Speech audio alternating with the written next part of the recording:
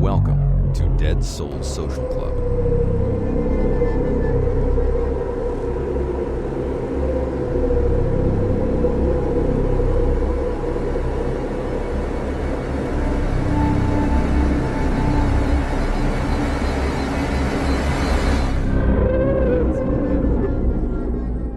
Good evening, everyone. If you enjoy our show and find our research both interesting and informative, please can I ask that you consider leaving us a 5-star review on your chosen podcast platform. Something that small really does help us out a huge amount. You can also find out more about us and our work by heading over to deadsouls.co.uk and checking us out. We are a small team of 3 researchers with more than 70 years of experience between us.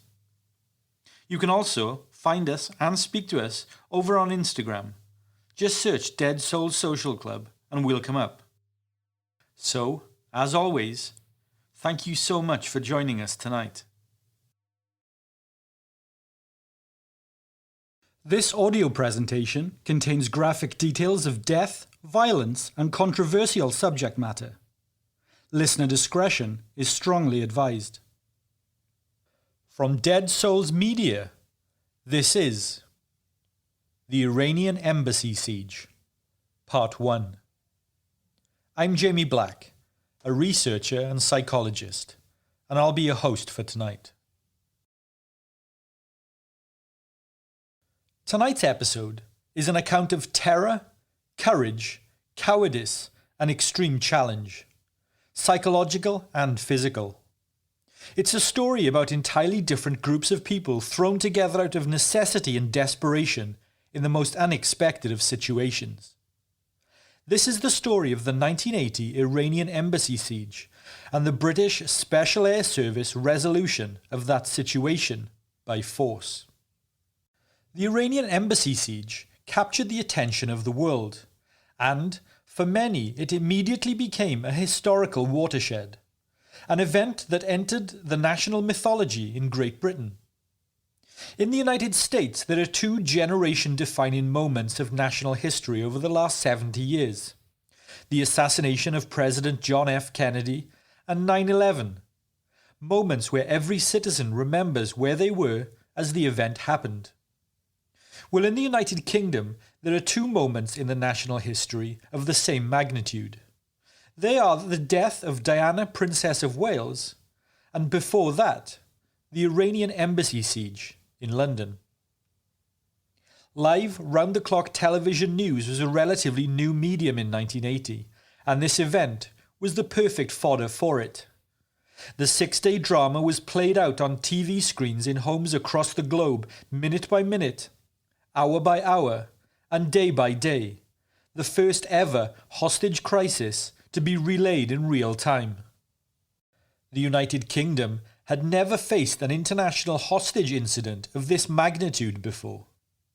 But they would categorically and permanently change the way terrorist incidents were dealt with, not just in the United Kingdom, but internationally too.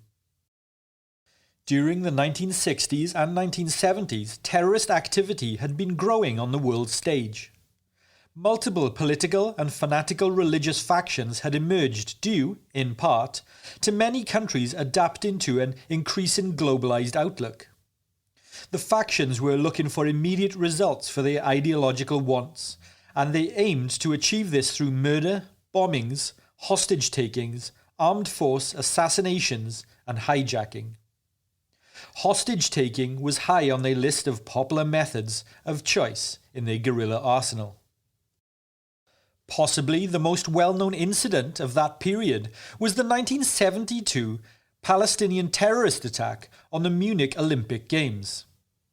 A terrorist group named Black September had seized 11 Israeli athletes as hostages.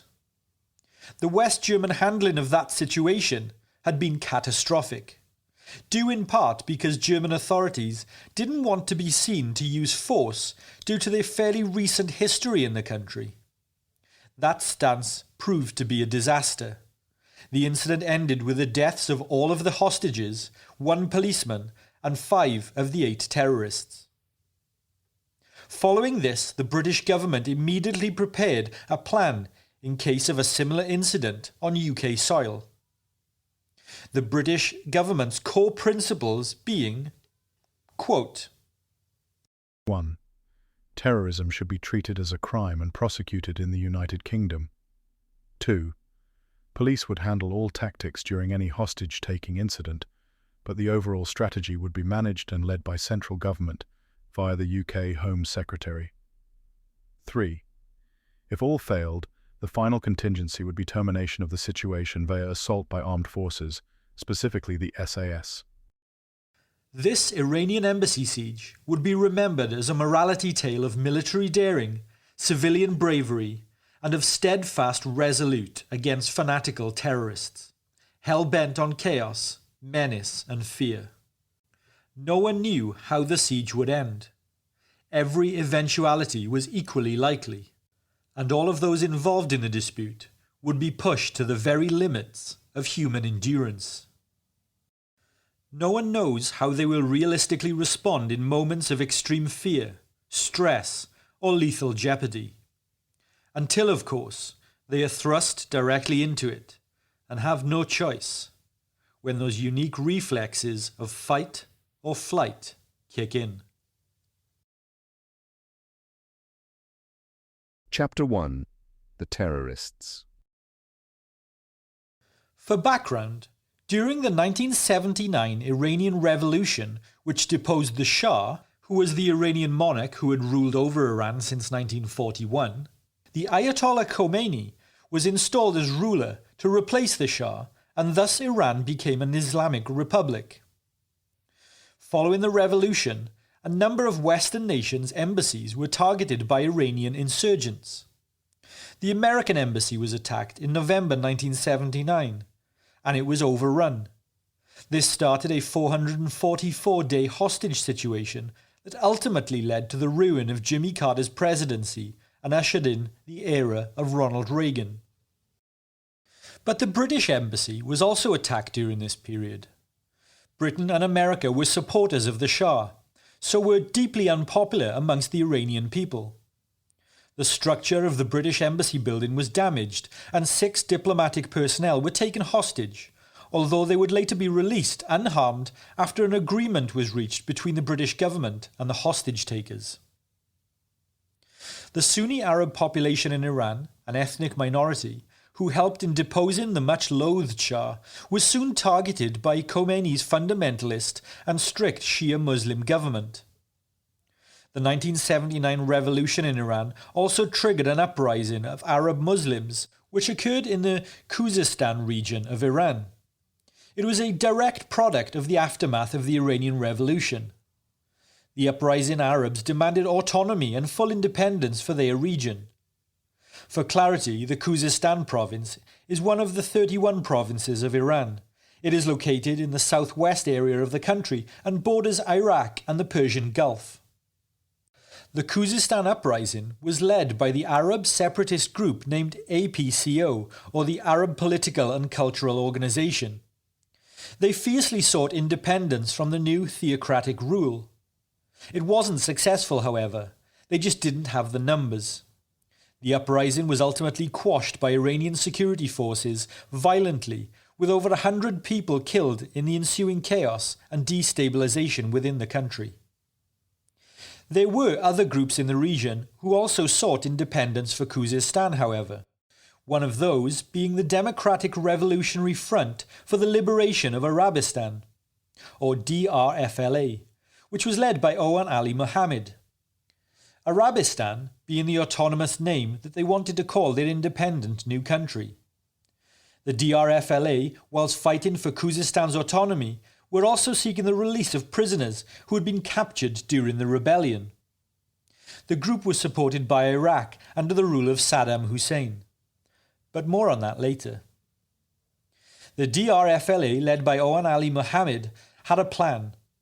In order to bring worldwide attention to their fight for autonomy from Iran and to gain international support, they would take the Iranian embassy in London by force and take all staff inside hostage, particularly the Iranian ambassador, who would negotiate all of their demands. The assault on the Iranian embassy would be directly modelled on the OPEC siege of 1975, where 6 terrorists had attacked a meeting of OPEC leaders in Vienna. 60 hostages were taken, and the siege ended in international diplomatic negotiations for the terrorist cause, and all of the hostages and terrorists walked away from the situation successfully. For reasons both symbolic and practical, London was chosen as the perfect target because many Iranian Arabs held the UK responsible for their struggles. The UK government had initially supported the semi-independent Sheikhdom of Arabistan before switching its allegiance, along with the United States, to the Shah in 1925. Further, the group thought that British police were not armed and that they would not intervene in an armed hostage situation. They will not attack us, Owan Ali Mohammed told his group while planning the mission. London is packed full of journalists and other members of media organizations, both domestic and international. The UK media is not controlled by the government, so coverage and news would be huge, global in fact. He continued, also adding the following. Britain is the seat of democracy and is the place where you can get a fair hearing. You can be sure that you will get great publicity for your cause in the UK. Using fake passports supplied by the Iraqi intelligence handler, Owan Ali Mohammed and 3 other members of the DRFLA flew into London on the 31st of March 1980 and rented a flat in Earl's Court, West London, claiming to be students. Owan Ali Mohammed, who went by the codename Salim, was 27 years old in 1980. He was born in Khuzestan and had studied at the University of Tehran. I'll refer to each of the terrorists by their code names going forward. During his time at university, Salim had become politically active and was subsequently captured and tortured by the Savak, who were the Shah's secret police. Additionally, Salim's older brother had been tortured and murdered by the Iranian secret police just a year earlier, something that deeply angered Salim, making him hell-bent and focused on revenge against the new Iranian authorities. Salim had flown to London from Frankfurt in the then West Germany. Salim was slim and slight, with a neat goatee beard, with a round, almost serene face and heavy eyebrows. He was always well and neatly dressed. In fact, on the day of the attack, he was sporting brand new fresh designer blue jeans, a crisply pressed black cotton shirt, and expensive red and white Nike sneakers. He was accompanied on the flight to London by Shakir Abdullah Radhil, known as Faisal amongst the group and Salim's second in command. Faisal had fine features and a slightly hooked nose, a large bushy afro-style haircut of black hair and a droopy moustache. Also with them on the flight was Shakir Sultan Saeed, who went by the name Hassan. Hassan was a 22-year-old from the village of Gahadjariya near Ahwaz. His father, Sheikh Hamid Saleh al-Sahar, had been a prominent leader of the liberation movement. In the crackdown after Black Wednesday, Hassan's father, brother, cousin and brother-in-law had all been executed. Other members of his family, including several women, were still held in prison. The 4th man on that initial flight was Termir Mohammed Hussein, known during the raid as Abbas. Abbas was only semi-literate, but he was an obedient foot soldier from a poor family who had been radicalized by the carnage that had engulfed his home and family during the 1979 revolution. He was easily manipulated. Abbas was also psychologically unstable and given to fits of sudden rage. The men claimed that the 4 of them had met by chance on the flight from Germany, but analysts have since stated that this is very unlikely. The 4-man team arrived in London on March 31st, 1980, roughly a month before their mission was to begin. They rented a flat in Earl's Court, and it cost them just £70 a week. At the time it was reasonably cheap and in a lively and vibrant area, particularly for young single adults. Maki Hanoun, his real name, and Fauzi Badavi Nehad, known as Ali during the mission, flew into Heathrow a week later. None of the Iranian Arabs had set foot in Europe before that day, so they made the most of it. While they waited for their weapons to be provided by Iraqi intelligence, the group watched a lot of television, drank at the Duke of Richmond pub in Hackney, and visited all of the tourist sites. Throughout the next fortnight, the four men also grew in numbers, with around a dozen men eventually reported to be living in the small flat. They partook in a rally against the Iranian leader Ayatollah Khomeini in Hyde Park on Saturday, April the 12th. One evening, neighbours stated that they heard voices raised in what sounded like an altercation with a prostitute. In the morning, there were empty whiskey bottles in the trash, and on April the 19th, the landlord told the four men that they were making too much noise and he had received complaints from neighbours, so he asked them to leave. Ultimately, the group then moved into nearby 105 Lexham Gardens, which was a much larger flat with 3 bedrooms, although it was twice the rent of the previous property. But that didn't matter, as all of their costs were being paid for by a London-based Iraqi intelligence handler codenamed Sammy the Fox. On the 25th of April, their Iraqi handler gave the men £700 in cash each, which is roughly £3,000 in today's money. So the men did what any other tourist in London would have done. They went shopping in Oxford Street. The men returned weighed down with luxury goods: suits, ties, shoes, children's toys, women's cocktail dresses and lingerie. Salim bought a pair of fashionable red and white Nike sneakers, the colours of the flag of Arabistan. 4 days later, on the evening of Tuesday 29th of April, Sammy the Fox arrived at the men's flat with the weaponry for their mission. The guns and ammunition had been smuggled into the UK via Kuwait in an Iraqi diplomatic pouch, a container used to carry official items between foreign countries by diplomats without the risk of them being searched. Their small arsenal contained the following: 2 9mm WZ-63 Scorpion submachine guns with 25-round magazines which were capable of firing 600 rounds a minute, 3 Browning 9mm semi-automatic pistols, each with 13 Winchester hollow-point bullets, an Astra .38 5-shot revolver, and 6 Russian RGD-5 hand grenades, which contained 4 ounces of TNT each. There was in total a gun and a grenade for each man in the group, with 500 rounds of ammunition apiece. A floor plan of the embassy was also provided by Iraqi intelligence. At 11:30 a.m. on the 30th of April 1980, the 6 armed members of the DRFLA approached the Iranian embassy at 16 Prince's Gate, South Kensington in London. So let's talk about what happened next on that day in April. Chapter 2. The Siege.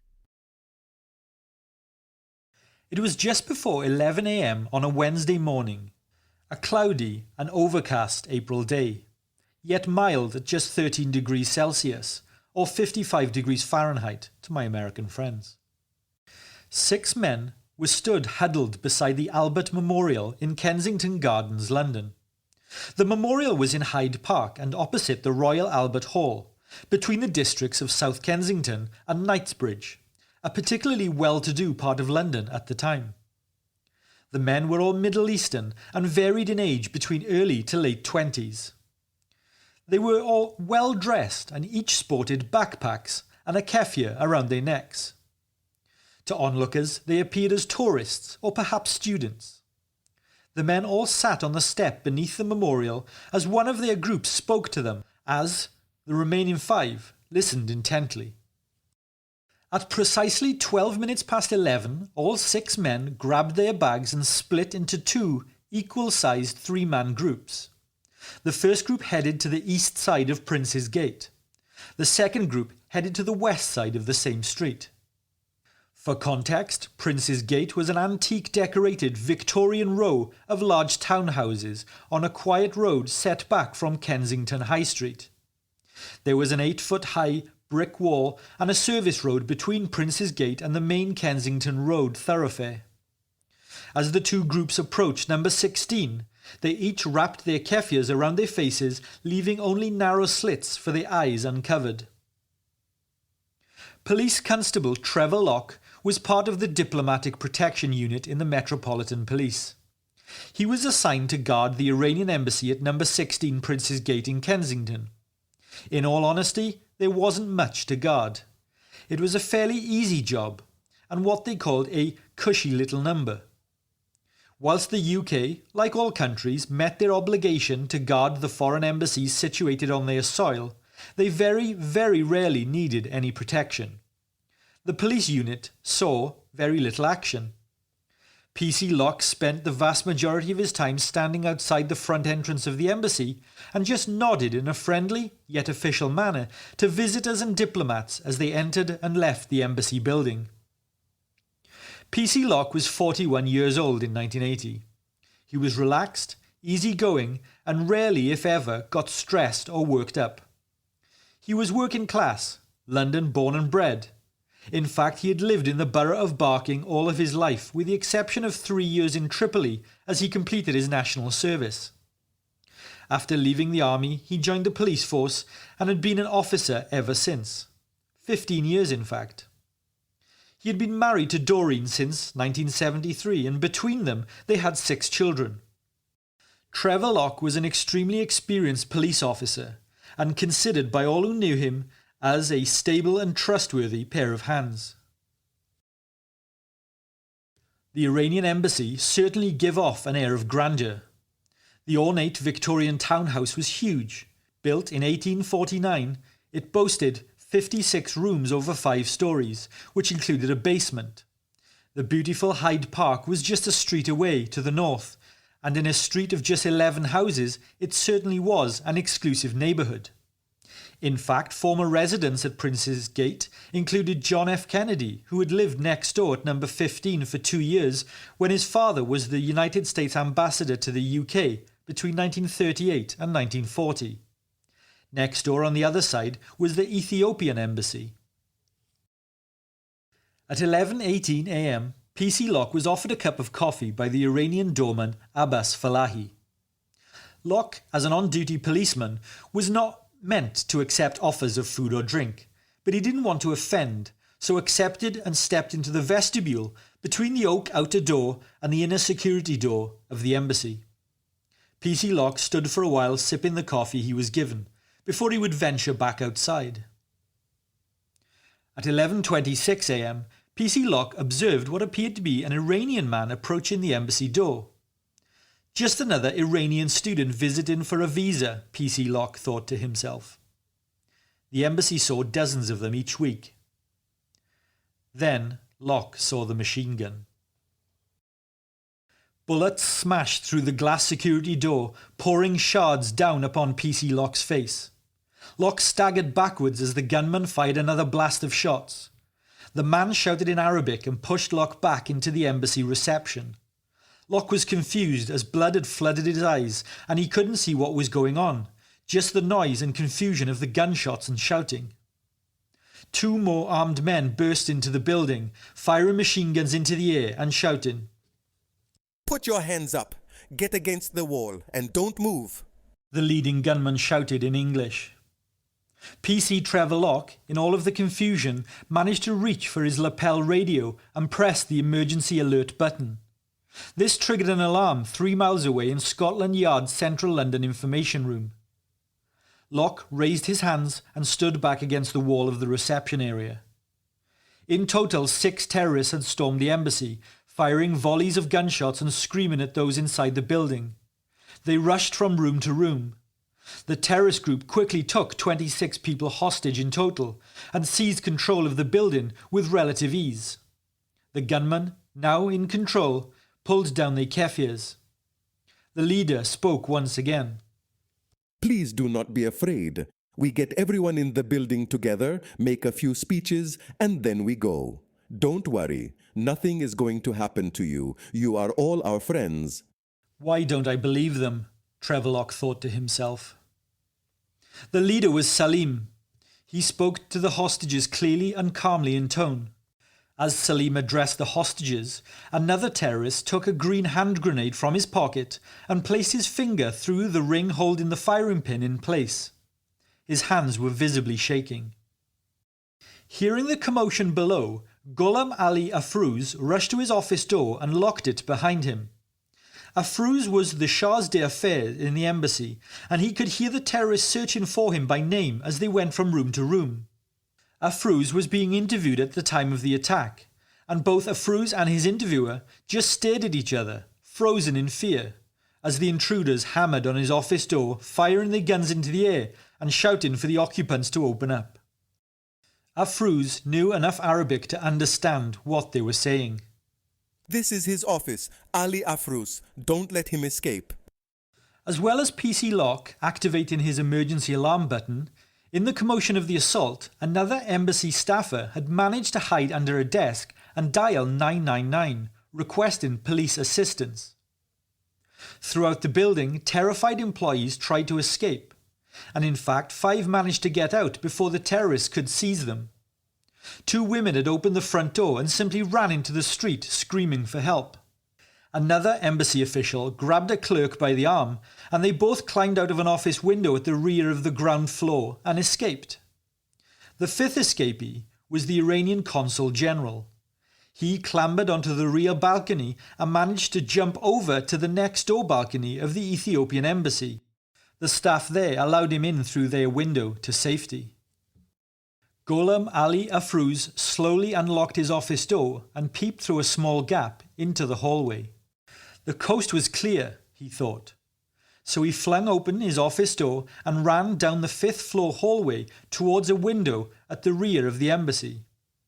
He pulled the window open and looked down facing the garden 5 stories below. The drop was 25 feet, and below was a stone-paved patio terrace along with the basement stairwell with a wrought iron railing. Afrouz was overweight, unfit and a heavy smoker. He wasn't in the best shape. He knew this and paused. Then he jumped. Afrouz bounced off the cast iron railing below and landed with a loud and awful sounding crack, spread-eagled on the flagstone ground. An eyewitness who lived opposite the rear of the embassy saw Afrouz jump to what she thought was his death. Dame Rebecca West was an award-winning journalist. She was now 87 years old and lived in a flat in Kingston House North, which overlooked the Iranian embassy gardens. She later told police that when Afrouz hit the railings and ground, the sound was gut-wrenching. She also observed as 2 men in Arab headscarves emerged from the basement, picked up Afrouz's limp body and dragged him back inside. Back in the reception area, the hostages were being gathered together and searched. PC Lock began to panic. This was because beneath his 2 sweaters and thick overcoat, he had a weapon concealed.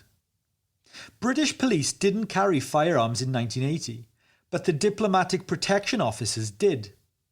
This meant that PC Trevor Lock was armed with a Smith & Wesson .38 regulation police revolver. Whilst he had received 3 weeks training on how to use the weapon, Lock had never actually fired the gun while on duty. He was a mixture of emotions. Should he hide the weapon from the terrorists or keep it concealed as it may come in handy later, he thought to himself. Ultimately, Lock decided to keep the weapon hidden. He knew that he wouldn't be able to take out more than 2 of the terrorists before he himself was killed, so he had to wait for the right moment and keep the weapon concealed for now. Meanwhile, just seconds after PC Lock had pressed his emergency alarm button, the duty sergeant at Scotland Yard sent out a radio dispatch to every armed diplomatic protection group unit. Within 3 minutes, 4 TBG officers on motorbikes who were stationed at other embassies close to Prince's Gate headed to the location.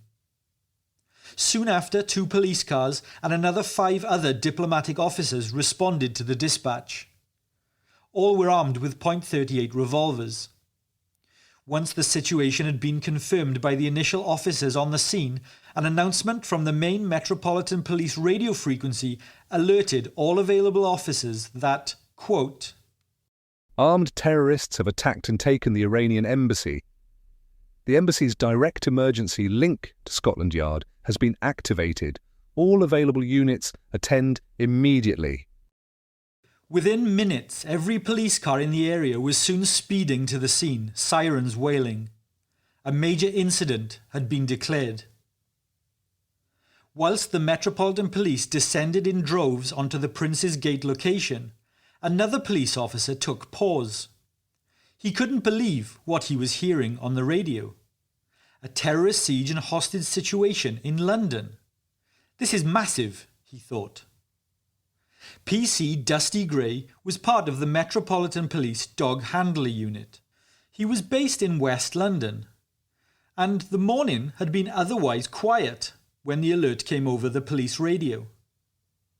Prior to becoming a police officer, PC Gray had served in the British military. He had joined the army at 18 years old, and for the next 19 years he was assigned to D Squadron of 22 Special Air Service, the infamous SAS. PC Gray headed to Prince's Gate to assess the situation for himself. He wasn't there to provide further police support. God knows they had enough men at the scene already. Nor was he heading there to play rogue hero like some Hollywood movie. His plan was clear in his head though. That was to complete a full reconnaissance of the situation from a military perspective. After obtaining the information that he needed, PC Gray headed to a public telephone booth. These were the days before mobile phones, although Gray also wanted a unique and independent phone line. He made a call to an old friend of his at Bradbury Lines, the SAS headquarters in Hereford. Gray got through to the base switchboard. "Lieutenant Colonel Michael Rose, please. It's urgent. Tell him it's Dusty Gray," he said in a hurried tone down the phone. There was a brief wait, then a click. The operator put PC Gray straight through to Commanding Officer Rose of 22 SAS. "Dusty," a welcoming voice exclaimed. "No time for pleasantries, boss. I'm standing outside the Iranian embassy in London and some armed terrorists have just taken it over," Gray replied. "Are you taking the piss, Dusty?" the colonel responded. "Are you absolutely certain?"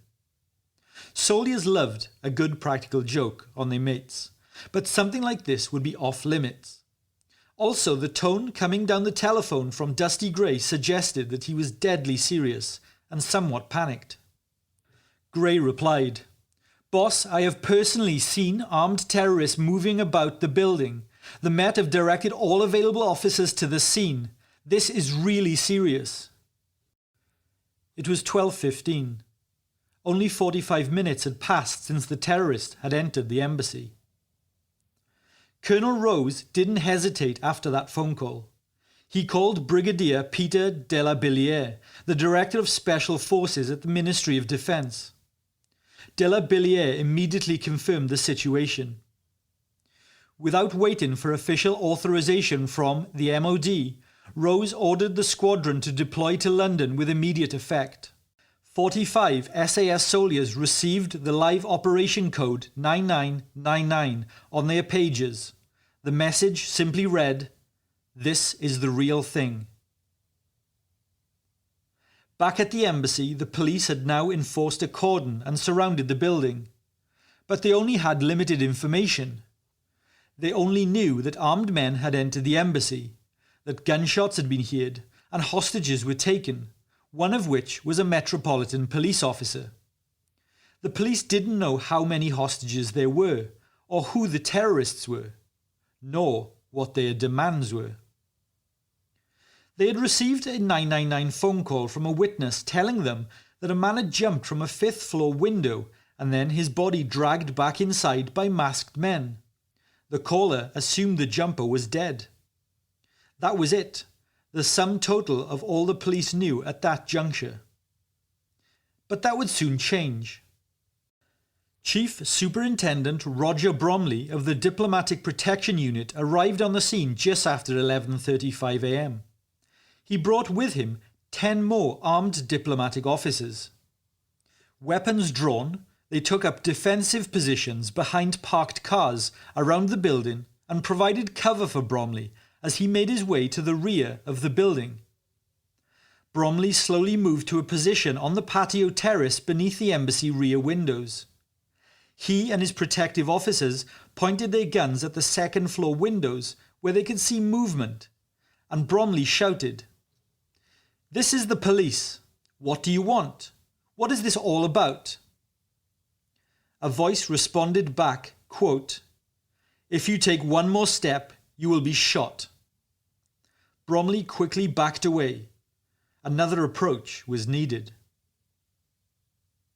Chief Superintendent Fred Luff was one of a small group of officers trained in hostage negotiation. He had arrived at the scene and had similar ideas to Bromley. But with his hands raised above his head, Luff walked up to the front of the embassy and shouted, "I am Superintendent of Police in charge of this area. Will you please answer me?" Luff saw a man wearing a kaffir watching through a first-floor window. Luff shouted again, "The building is surrounded. As long as no one is harmed, there is no problem. Will you tell me what you want?" The window opened slightly, and some sheets of paper were pushed out, fluttering down to the pavement. When Luff picked up one of the sheets, he could see that there were several paragraphs typed in both Arabic and English. Luff read the document, and right away the police had some answers. The document in full read, quote, Dear British, may you excuse us for the armed operation that we committed on yours land after the racial regime of Iran had closed the legitimate ways for obtaining the simplest right. The Iranian peoples were pleased after the overthrow of the Shah's regime as a result to huge sacrifices rendered by all the Iranians. The new Iran rulers pretended an adherence to Islam and its great principles, but few days later the game was uncovered and the faces unmasked. Their agents drawn the whole of Iran into a bloodbath with no distinction. They also allowed their followers to purge the non-Persian nationalities who played the main role in overthrowing the ex-regime, hoping to obtain their legitimate national rights, their freedom, and their longing generous life. So all we tried to do through our operation is to carry the voice of these oppressed peoples to the whole world, continuing the struggle against this regime whose fate would not be better than the previous one. We are fully convinced that the British and their government would greatly recognize our claimed most important of which are 1. Setting free 91 prisoners of our friends who are imprisoned by Khomeini and whose names are mentioned in the distributed list. These prisoners are exposed to the savage means of torture, terrorism and liquidation at the hand of the new SAVAK system agents. 2. Iran's recognition of the legitimate national rights of the Iranian peoples, halting the liquidation campaigns and the daily mass extermination to which people are exposed. 3. Providing a special plane for carrying the group with the hostages outside England, following the achievement of Khomeini's authorities to the first above-mentioned article 24 hours after the distribution of this statement. We also warn against any action aiming at ending this operation without carrying out its goals, otherwise we would kill the hostages and explode the building and the group as well. We hope you would cooperate with us so as not to disfigure the human ends of the operation. Glory and eternity for Arabistan martyrs. Long live Arabistan as an Arab-free region. Glory and eternity for the martyrs of the Iranian peoples. The document was signed, quote, The leader of the martyr Muhyiddin al-Nasr group. The document was strangely written. Luff thought it bizarre, a mixture of poetic prose and an element of both politeness and menace. Yes, the English was garbled and pretty bad, but it was clear as to the meaning. The terrorists, if they did not get what they wanted, were threatening to destroy the embassy and kill everyone in it. Arriving at the scene just after 12 p.m. was the overall commanding officer of the location, John Dello, Deputy Assistant Commissioner in Command of Operations. Dello was in charge of resolving unfolding and real-time large-scale crime situations. He was the perfect man for the role. He was cool, calm and collected at all times. He gave off the British stiff upper lip qualities that you would expect from a man with high office and responsibility. Dello was always deadly serious. "I say what I mean, and I mean what I say," was Dello's mantra, and he wholeheartedly both believed it and breathed it. Once Dello was on the scene, things began to move fast. At 12:13, Dello informed the UK Home Office of the full nature of the situation. He then ordered additional forces to the scene to completely lock the entire area down and for observation posts to be observed around the embassy to ensure full view of every inch of the exterior of the building. He then sent the order for all telephone lines into the embassy to be cut and redirected to the police command post.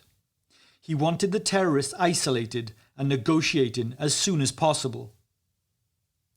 Dello sent an immediate alert to the anti-terrorist branch known as SO13.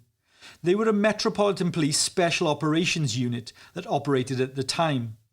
He also requested that they bring an officer with, quote, a knowledge of Arabic matters along with Arabic and Farsi interpreters. Within an hour, an outer cordon was in place. The entire vicinity was sealed off by lines of police tape and weighted mobile crash barriers.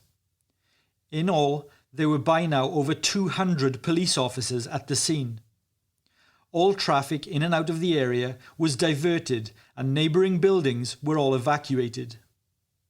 At 1 p.m, Deputy Commissioner Dello sent a formal message alerting the 22nd Special Air Service Regiment that their assistance may be needed in London.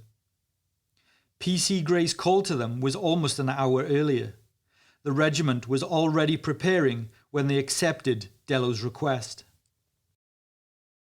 Later that evening, at just past 7:30 p.m, a small group of men left Bradbury Lines at Hereford. The Special Air Service, or SAS, kept everything they did under the strictest level of top secret. The identities of each of the regiment's members were all kept secret. Their methods, their equipment, their training, intelligence, and even where in the world they were located at any given time, it was all classified under the strictest level of secrecy. In fact, in 1980, many members of the British public and the wider world had never even heard of the SAS. They weren't the household name that they are today. Even within the military, there were only rumours about their missions and vague pieces of information available.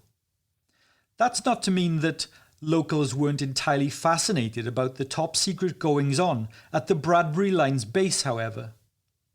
This meant that, so not to draw any attention to themselves, the group of men leaving the base departed in 7 white Range Rovers, all leaving at irregular intervals and from 3 separate exits. Each of the vehicle's windows were entirely blacked out.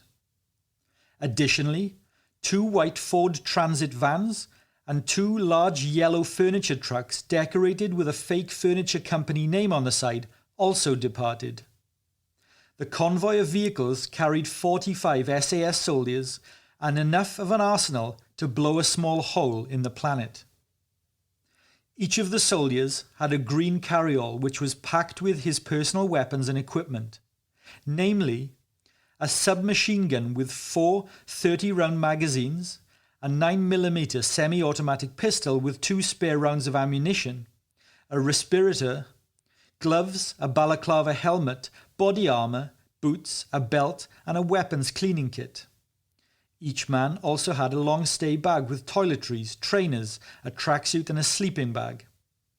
The furniture vans carried additional ammunition, tear gas launchers and canisters, stun grenades, frame charges, sawed-off shotguns, plastic explosives, weapon-mounted flashlights, food, water, radios, medical equipment, and spare weapons.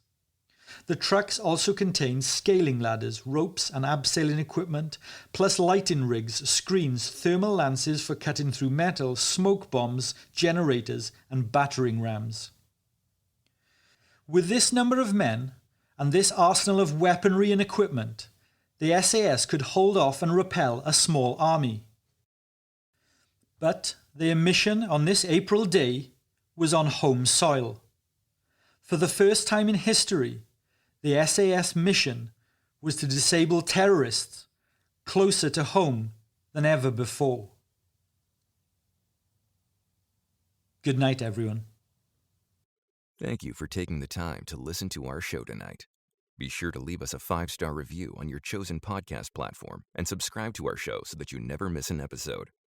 Our shows aren't sponsored by any company or corporation, so any support you can give us goes a long way in supporting the work that we do. From all of us here at Dead Souls, sleep tight.